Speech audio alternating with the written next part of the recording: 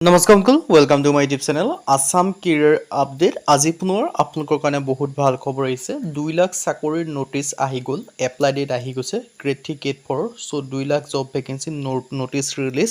so সকলোখিনি কথা জনাই আছো সো আপোনালোকৰ কাৰণে জাননী আহি গৈছে 2 লাখ চাকৰিৰ ওপৰত সো ডাঙৰ আপডেট আপোনালোকৰ কাৰণে আহি গ'ল সো ভিডিওটো শেষলৈকে চাব যদি ভিডিওটো ভাল পাই ভিডিও লাইক এটা কৰিব পাৰে লগতে চেনেলটো সাবস্ক্ৰাইব কৰিব এনেকুৱা ভিডিও প্ৰতিদিনে পাই থৰবে সো ভিডিওটো যিমান পাৰে সিমান বন্ধু মাজত এতিয়াই শ্বেয়াৰ কৰিলো কাৰণ সকলোৱে আপডেটটো পাও যাতে সকলোকে আগত আপডেটটো আপোনালোকে বন্ধু মাজত শ্বেয়াৰ কৰি লক এতিয়াই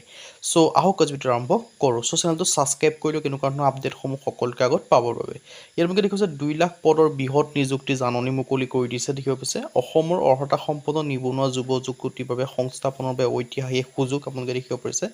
2 লাখ চাকৰি আৰু অনলাইন যোগে আবেদনসমূহ হ'ব অসমৰ স্থায়ী বাসিন্দাৰ ক্ষেত্ৰত সো কোৰ পৰা কিমান ভেকেন্সি মুকলি কৰিছে সকলোখিনি ডিটেইলছ মই আপোনালোকক জনাই আছো অসম আৰক্ষী আৰু গৃহ বিভাগৰ ফালৰ পৰা সো কনিষ্টবল উপপৰিদৰ্শক এনেকৈ প্ৰায় 35টা ভেকেন্সি মুকলি কৰিছে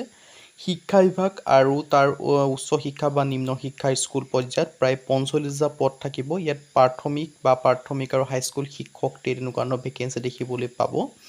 স্বাস্থ্য আৰু পৰিয়াল কল্যাণ যে ডিএমই ডিএসএস বা মেডিকেল বিভাগৰ হয় তাৰ ক্ষেত্ৰত আপোনালোকে প্ৰায় 33,000 প্ৰায় 30,000 মান ভেকেন্সি দেখিবলৈ পাব আৰু এইখিনি গোটেইখিনি গ্ৰেড 3 গ্ৰেড 4 লেভেলৰ সো পঞ্চায়ত আৰু গ্ৰামোন্নয়ন বিভাগত পিএনআৰ বিভাগৰ প্ৰায় 25টা মান পদ দেখিবলৈ পাব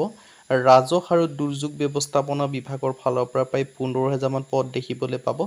গড় কাপ্তানি পিডব্লিউ জলসম্পদ বিভাগৰ ফালৰ পৰা প্ৰায় 15,000 মান অন্যান্য প্ৰশাসনিক আৰু চৰকাৰী বিভাগ যেটো এডিআৰ 3.0 বা এডিআৰ ক্ষেত্ৰত গ্ৰেড 3 বিভাগৰ ক্ষেত্ৰত প্ৰায় 35,000 মান ভেকেন্সি আপোনালোকে দেখিবলৈ পাব আৰু শিক্ষাগত অৰ্হতাৰ কথা যে ক'বলৈ যাওঁ যদি আপোনালোকে গ্ৰেড 4 ক্ষেত্ৰত আবেদন কৰিব বিচাৰিছে তেন্তে 8 পাছ হওক 10 পাছ হওক 12 পাছ হওক পাৰিব আৰু গ্ৰেড 3 ক্ষেত্ৰত আপোনালোকে গ্ৰেজুৱেচন পাছ কৰিব লাগিব 12 পাছ হ'ব লাগিব আৰু ড্ৰাইভাৰৰ ক্ষেত্ৰত 10 পাছৰ লগত এলএমভি লাইসেন্স প্ৰয়োজন হ'ব সো আবেদন কৰিবলৈ শিক্ষাগত অৰ্হতাৰ কথা জনালে বয়সৰ সময়সীমাৰ কথা জনাই দিব বিচাৰিছো সো বয়সৰ সময়সীমা 18 পৰা 40 বছৰ ভিতৰত হলে আবেদনসমূহ কৰিব পাৰিব লগতে আপোনালোকে এজ ৰিলেক্সেশন সমূহ লাভ কৰিব পাৰিব যদি আপোনালোকে এসসি এসসি হয় 5 বছৰকৈ পাব ৰিলেক্সেশন হ'ব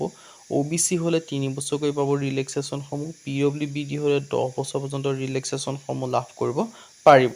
সো এই ডিটেইলছখিনি আপোনালোকে দেখিব পাৰিছে আবেদন প্ৰক্ৰিয়া অনলাইন যোগে আবেদনসমূহ কৰি ল'ব পাৰিব আৰু গুৰুত্বপূৰ্ণ সময়সূচী সকলোখিনি দ্বিতীয় আছে সো এতিয়া আহিলো এই ভেকেন্সিসমূহ কেতিয়াৰ পৰা আবেদনসমূহ হ'ব এই ভেকেন্সিসমূহ আগষ্ট মাহৰ পৰা আবেদনসমূহ ষ্টাৰ্ট হ'ব না আগষ্ট মাহৰ মাজ ভাগৰ পৰা আবেদনসমূহ ষ্টাৰ্ট হৈ যাব সো আমাৰ চেনেলটো সাবস্ক্ৰাইব কৰি থক যেতিয়া এপ্লাই হ'ব তেতিয়া সকলোকে আগত আমাৰ চেনেল লাভ